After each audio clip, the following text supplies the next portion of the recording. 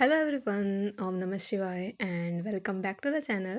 आई hope कि आप सभी ठीक होंगे और अपना भी ध्यान रख रहे होंगे और आप सभी के यूपी पुलिस एग्ज़ाम की प्रिपरेशन भी एकदम बढ़िया चल रही होगी। और इससे पहले हमने जो 21 दिनों की सीरीज़ स्टार्ट की थी वो अच्छे से कंप्लीट हो चुकी है। उन 21 दिनों में अपना अपना सिलेबस अच्छे से तैयार कर लिया है।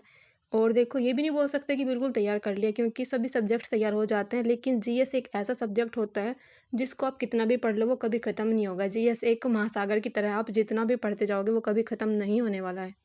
और ऐसे ही आता है हमारा करंट अफेयर वाला पार्ट, जिसको आप जितना पढ़ते जाओगे वो कभी ख़त्म नहीं होने वाला है, क्योंकि नई नई चीज़ें डेली आती रहती हैं।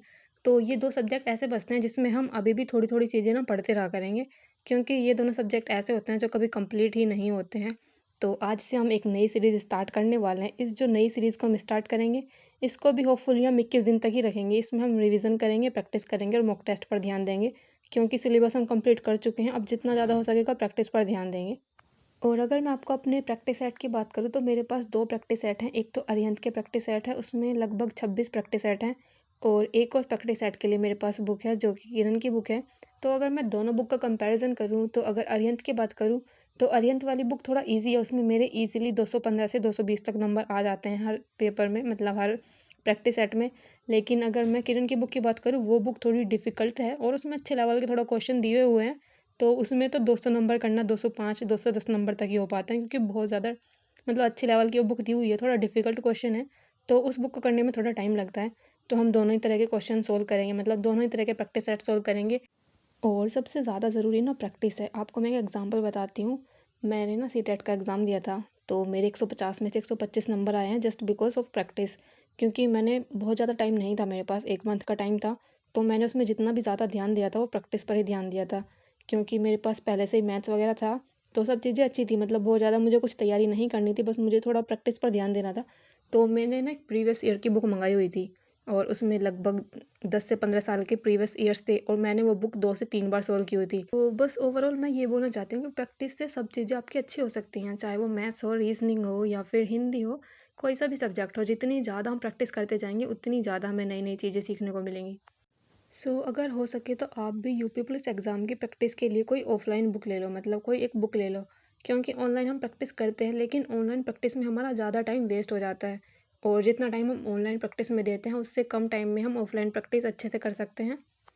और आज मैंने क्या-क्या टॉपिक्स पढ़े हैं, क्या-क्या सब्जेक्ट पढ़े हैं और डिटेल में इन सभी चीज़ों के बारे में बाद में बात करेंगे।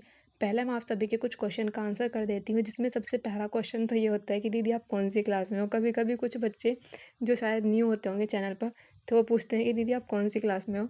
तो देखो, मैं क्लास क्या ही बताऊँ, मेरी तो सारी क्लासेस कंप्लीट हो चुकी है। मेरी बीएड भी कंप्लीट हो चुकी है। बीएड के बाद अब मैं डीएलएड कर रही हूँ, डीएलएड का फर्स्ट ईयर है ये।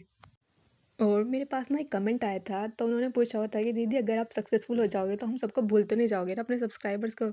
तो भाई सबसे पहले तो मैं यही बोलना चाहूँगी कि आप ही बताओ कि आपको क्या लगता है? एक्चुअली में मुझे ना जितने भी लोग कमेंट करते हैं, जो भी कुछ अच्छा बोलते हैं या फिर कुछ क्रिटिसाइज़ करते हैं मुझे, मुझे सभी का ध्यान रहता है कि किसने क्या कमेंट किया था।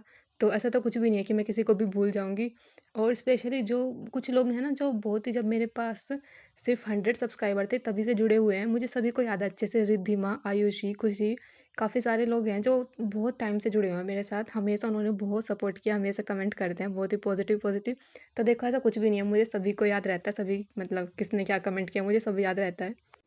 और अच्छा, आप सभी ने तो पूछ लिया कि दीदी अगर आप सक्सेसफुल हो जाओगे तो हमें भूल जाओगे या नहीं। तो अब मैं आपसे पूछना चाहती हूँ कि अगर मैं सक्सेसफुल नहीं हुई तो क्या आप सब भूल जाओगे?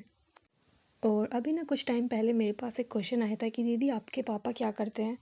तो देखो भाई, मेरे पापा किसान हैं, खेती करते हैं। और भाई पापा जी ने कभी कोई कमी नहीं रहने दी है मेरे लिए। तो हमेशा मतलब कुछ भी अगर मुझे चाहिए होता है पढ़ाई से रिलेटेड स्पेशली, तो कभी भी मना नहीं करते हैं किसी चीज़ के लिए। और एक्चुअली में मैंने तो डीएलएड करने के लिए मना ही किया था, क्योंकि पहले मैंने बीएड किया हुआ है और आप सभी को पता होगा कि बीएड की फ़ीस कितनी ज़्यादा महंगी होती है।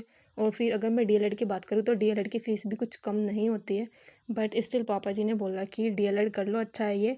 और क्योंकि प्राइमरी में ज़्यादा चांसेस होते हैं, वैकेंसी ज़्यादा आती हैं, तो इसलिए पापा जी ने बोला था मुझे अच्छे से तो डीएलएड करने के लिए। मैं तो एक्चुअली में मना ही कर रही थी, क्योंकि थोड़ा महंगी होती है डीएलएड। और मेरे पास एक क्वेश्चन ये आया था कि दीदी आप प्राइवेट स्कूल से पढ़े हुए हो या फिर गवर्नमेंट स्कूल से? तो मैं गवर्नमेंट स्कूल से पढ़ी हूँ, छठी से लेकर 12th तक तो मैं गवर्नमेंट स्कूल से पढ़ी हूँ। और अगर मैं अपनी पहली से लेकर 5वीं तक की स्कूलिंग की बात करूँ तो वो मेरी एक संस्कृत के स्कूल से हुई है। अगर आपने नाम सुना हो शायद, सरस्वती विद्या मंदिर जो होते हैं, जो संस्कृत के स्कूल होते हैं, वहाँ से मेरी पढ़ाई हुई है। तो हमारी प्रेयर जो होती थी वो संस्कृत की होती थी, बहुत बड़ी प्रेयर होती थी। और मतलब जब छुट्टी होती तो छुट्टी के टाइम पर हमारा राष्ट्रगान नहीं होता था, राष्ट्रगीत होता था। और जब हमारा इंटरवल होता तो इंटरवल से पहले एक भोजन मंत्र होता था, वो भी संस्कृत का था। तो मतलब बहुत अच्छा था, बहुत अच्छा लगता है। इसीलिए संस्कृत शायद मेरी थोड़ी अच्छी है, इतनी ज़्यादा बेकार नहीं है संस्कृत। और इस टाइम पर घर के भी लगभग सारे काम कंप्लीट हो चुके थे और मैं नहाकर भी आ चुकी थी और मैं बैठ गई थी यहाँ पर अपनी पढ़ाई करने के लिए। और आज मैंने ये दुपट्टा इसलिए ओढ़ रखा है क्योंकि बहुत ज़्यादा डिस्टर्ब होता है, इतनी गर्मी हो रही है ना। और पंखा चलता है तो बाल थोड़े बड़े हैं तो कभी मुंह पर आते हैं, कभी आँख में जाते हैं, इधर उधर रहते हैं। पूरा चिमटी लगाकर कवर करके रखती हूँ, फिर भी इधर उधर जाते हैं। तो इसलिए आज मैंने दुपट्टा लगा रखा है ताकि बिल्कुल भी डिस्टर्ब ना हो और मैं अपना टारगेट आज टाइम से कंप्लीट कर लूँ। और अब बात करते हैं कि आज हमने क्या-क्या चीज़ों की प्रैक्टिस की है, क्या-क्या रिवीजन किया है और क्या मेरा टारगेट कंप्लीट हुआ था, जो आज हमने पढ़ाई के लिए अपना टारगेट रखा था।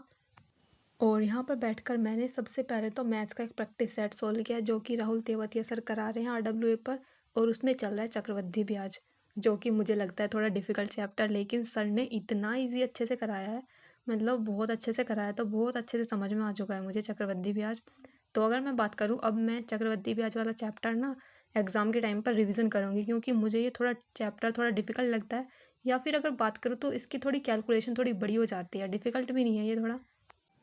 और राहुल तेवतिया सर की क्लास करने के बाद मेरे पास जो यूपी पुलिस कांस्टेबल की आदित्य सर की मैथ की जो बुक है, वहाँ से मैंने अपने सीआई वाले चैप्टर के कुछ और क्वेश्चन किए हैं ताकि और बेहतर तरीके से प्रैक्टिस हो सके। और मैथ वाला पार्ट कंप्लीट करने के बाद मैंने यहाँ पर रीजनिंग पढ़ी। रीजनिंग में भी मैंने एक प्रैक्टिस सेट सोल्व किया है, जो राहुल सर करा रहे हैं अभी, तो वहाँ पर मैंने एक प्रैक्टिस सेट सोल्व किया है।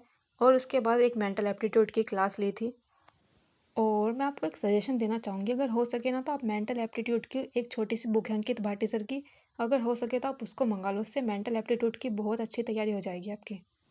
और मैथ और रीजनिंग वाला पार्ट कंप्लीट करने के बाद यहाँ पर मैंने हिंदी के कुछ तद्भव और तत्सम शब्द याद किए हैं। ज़्यादा नहीं याद किए, सिर्फ 10 शब्द याद किए थे मैंने, क्योंकि ये चीज़ ना ऐसी होती है जिनको आपको थोड़ा ध्यान से याद करना होगा सभी को। अगर आप एक दिन में ही सोचोगे कि एक दिन में आप 50 समथिंग तद्भव या तत्सम शब्द याद कर लो, तो ऐसा नहीं होगा, क्योंकि नेक्स्ट डे ना आप सभी कुछ भूल जाओगे। इसलिए हम थोड़े थोड़े शब्द याद करते हुए चलेंगे, जो हिंदी का व्याकरण वाला पार्ट है उसको थोड़ा थोड़ा लेकर ही चलेंगे। और हिंदी के अगर सेकंड टॉपिक की बात करूँ तो इसमें मैं जो नवीन सर ने अभी 40 क्लासेस ली थी, या मैं बोलूँ जो 40 प्रैक्टिस सेट कराए थे, उसमें से मैंने वो सभी कुछ तो नोट नहीं किया था, लेकिन कुछ चीज़ें नोट की हुई थी। तो छोटे से नोट्स हैं मेरे, तो उनमें से मैं थोड़ा थोड़ा रिवीजन करती रहूँगी अपना नवीन सर की क्लासेस से। और देखो, आप सभी बोलते रहते हो कि दीदी आप बीच में रेस्ट नहीं करते हो क्या, सोते नहीं हो क्या दिन में, और ये वो पता नहीं क्या क्या। देखो, मैं इंसान ही तो हूँ, मैं भी सुपर ह्यूमन थोड़ी ना हूँ। ऑफ कोर्स मैं वैसे नींद तो नहीं आती है मुझे, बट थोड़ी बहुत देर लेट जाती हूँ, हाँ। और इसके बाद मैंने पढ़ा था अपना जीके वाला पार्ट। जीके वाले पार्ट की अगर मैं बात करूँ तो यहाँ पर सबसे पहले मैंने भारत के ऊर्जा संयंत्र याद किए हैं, कि कौन सा ऊर्जा संयंत्र कौन से राज्य में है। और उसके बाद थोड़ा सा मैंने भारत के मानचित्र को याद करने की कोशिश की है, कि किस राज्य की सीमा किस राज्य के साथ मिलती है। इस तरह से मैंने सभी राज्य याद करने की कोशिश की है, कि आई होप मुझे याद हो जाए, क्योंकि मेरे पास ना कोई मैप नहीं है। तो जैसे सभी बच्चे लगा कर रखते हैं अपने स्टडी वाले रूम में, एक बड़ा सा मैप लगा कर रखते हैं, ऐसा मेरे पास कुछ नहीं है, तो मुझे अपना मैप भाई खुद ही याद करना पड़ेगा। और जीके वाला पार्ट कंप्लीट करने के बाद मैंने पढ़ा था यूपी जीके वाला पार्ट, और यूपी जीके वाले पार्ट में मैंने सबसे पहले यूपी के कुछ मेले याद किए हुए हैं। तो अगर मैं बताऊं, इस बार मैं आपको बताती हूँ कि मैंने किस फनी ट्रिक से अपने कुछ मेले याद करने की कोशिश की है। जैसे कि एक मेला होता है ढाई घाट, जो कि शाहजहाँपुर में लगता है। तो मैंने इसके लिए ट्रिक बनाई है कि 2.5 रुपये में सारा जहाँ आ जाएगा। तो मैंने इस तरह से ट्रिक से याद किया, क्योंकि अगर आप इसको बिना ट्रिक के याद करने की कोशिश करोगे ना, तो जिस टाइम पर आप पढ़ रहे होंगे उस टाइम पर आपको याद रहेगा, लेकिन 2 दिन बाद आप भूल जाओगे कि कहाँ पर लगा था कौन सा मेला। तो मैं आपको बताती हूँ 2-3, देखो, क्योंकि इतनी ज़्यादा फ़नी है ना, मेरे माइंड में सेट हो चुके हैं अब ये। जैसे ध्रुपद मेला एक वाराणसी में लगता है, तो मैंने इसको याद किया कि काश वाराणसी में मेरे पास 2 पद ज़मीन होती। तो ध्रुपद से बन गया 2 पद, और वाराणसी में मेरे पास ज़मीन होती, तो मुझे ये ईज़िली याद हो गया है। तो मैंने ऐसी फ़नी ट्रिक बनाई है, खुद ही बनाई है मैंने ये। और इसके बाद मैं बताती हूँ, एक और मैंने बनाई है, जो कि एक सोरो मेला है जो कि कासगंज में लगता है। उसके लिए मैंने एक ट्रिक बनाई कि काश से सभी लोग गंजे नहीं होते।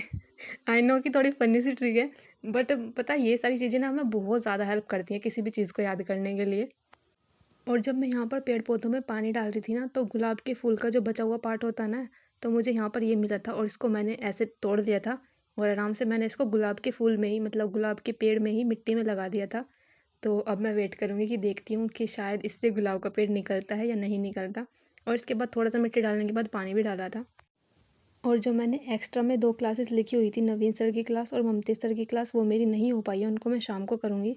और बाकी आपका जो भी क्वेश्चन हो कमेंट कर देना, उसका आंसर मैं नेक्स्ट व्लॉग में कर दूँगी। मिलते हैं नेक्स्ट वीडियो में, तब तक के लिए बाय बाय, टेक केयर।